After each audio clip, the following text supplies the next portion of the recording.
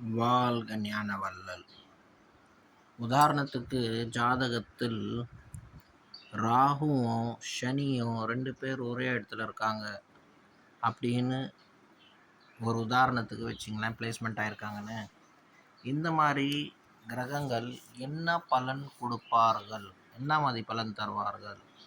Actually 2 பேரும் வந்துட்டு இருளுக்கு அதிபதி, 2 பேரும் ராட்சச பிரகிருதி உள்ளவர்கள், ராட்சச சுபாவம் உள்ளவர்கள். ஸோ இவங்களுக்குள்ளே என்ன மாதிரி குணங்கள் அதிகமாக காணப்படும்?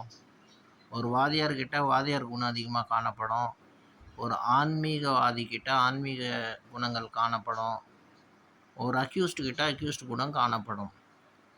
பட் இந்த அக்யூஸ்டு குணம் எந்தெந்த இடத்துல அவங்க எப்படி இருக்காங்க? இப்போ எக்ஸாம்பிளுக்கு எடுத்துக்கிட்டிங்கன்னா, பார்டரில்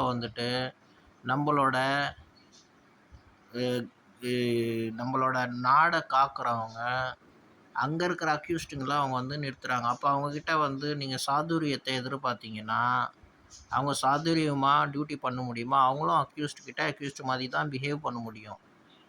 ஒரு அக்யூஸ்டு கிட்ட அக்யூஸ்டு மாதிரி, ராட்சசங்கிட்ட ராட்சச மாதிரி இருந்தால் தான் அவனை வெல்ல முடியும்.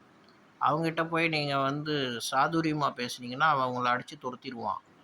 அதே மாதிரி தான் இந்த 2 கிரகத்துக்கிட்ட இருக்கிறது அசுரி பிரகிருதி. பட் இவங்க எந்த மாதிரி இடத்துல உட்காந்துருக்குறாங்க? பிரகிருத்தினா நேச்சர். எந்த இடத்துல உட்காந்துருக்காங்க உங்கள் ஜாதகத்தில், எந்த அமைப்பில் இருக்காங்க, அந்த அமைப்புக்கு ஏற்ற மாதிரி தான் இவங்கக்கிட்ட புத்தி கூர்மைகள் காணப்படும், நல்லது கெட்டது காணப்படும். பட் இவங்களோட குணங்கள் என்ன? பேசிக்காக இவங்க குணங்கள் நான் சொன்ன மாதிரி அசுரனோட குணங்கள். ஸோ அசுரன் எந்த இடத்துல இருந்தானா அசுரன் நல்லது, எந்த இடத்துல இல்லாமல் இருந்தானா அசுரனுக்கு நல்லது இல்லை. ஸோ ஜென்ரலாக இது ஷாபித் யோகம்னு சொல்லுவாங்க.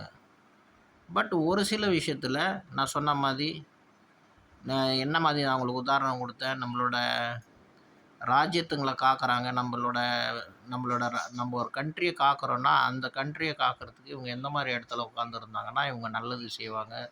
ஸோ அதுக்கேற்ற மாதிரி நம்மளுக்கு எப்படி நல்ல பலன் கிடைக்கும். ஸோ அதை வச்சு நம்ம அனலைஸ் பண்ண கற்றுக்கணும்.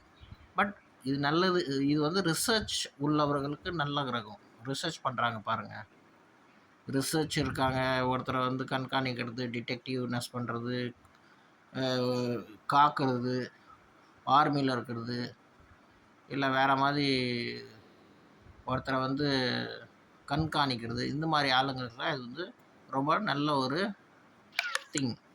ஸோ இதை மனசில் வச்சுட்டு நம்ம பலனை சொல்லணும்.